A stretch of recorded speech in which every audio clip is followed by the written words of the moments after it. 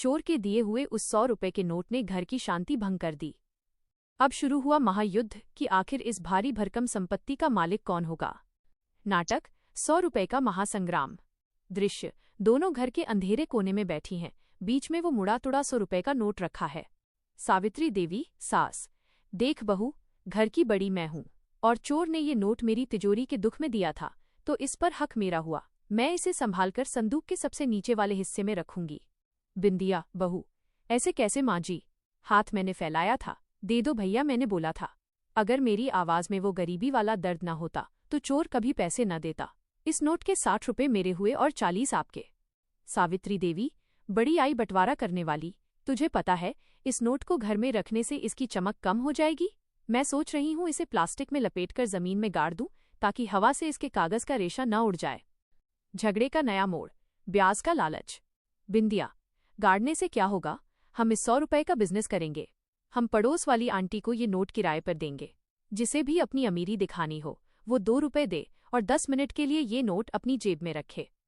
सावित्री देवी, अरे नहीं, अगर उसने नोट ज्यादा जोर से पकड़ लिया और गांधी जी का चश्मा हिल गया तो नुकसान कौन भरेगा।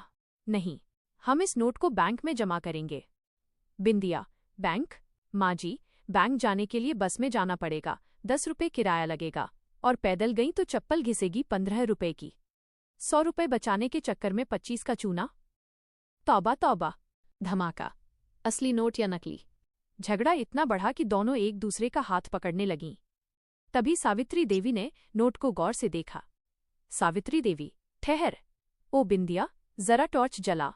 नहीं नहीं, टॉर्च की सेल खत्म होगी, तू खिड़की से आती हुई चांद की रोशनी में देख। इस नोट पर गांधी जी थोड़े दुबले नहीं लग रहे। बिंदिया, नोट को सूंघते हुए, माँ जी, ये नोट तो नकली लग रहा है। चोर हमें भी चूना लगा गया। इस पर भारतीय रिजर्व बैंक की जगह बच्चों का बैंक लिखा है। सन्नाटा छा जाता है। सावित्री देवी, रोते हुए, हाय राम, मेरी 10 मिनट की मेहनत, मेरी बहस, मेरा गला सूख गया चिल्लाते चिल्लाते। सब बेकार गया। बिंदिया, तुरंत चुप होकर, माँ जी, रोइए मत, आंसू गिरेंगे तो साड़ी भीगी होगी, सुखाने के लिए धूप में डालनी पड़ेगी और धूप से साड़ी का रंग उड़ जाएगा। सावित्री देवी, आंसू पोंछते हुए, तूने सही कहा बहू।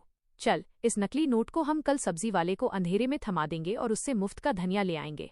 बिंदिया, यही तो मैं सुनना चाहती थी माँ जी। आखिर खून किसका है। कहानी के इस मोड़ पर आप क्या कहेंगे?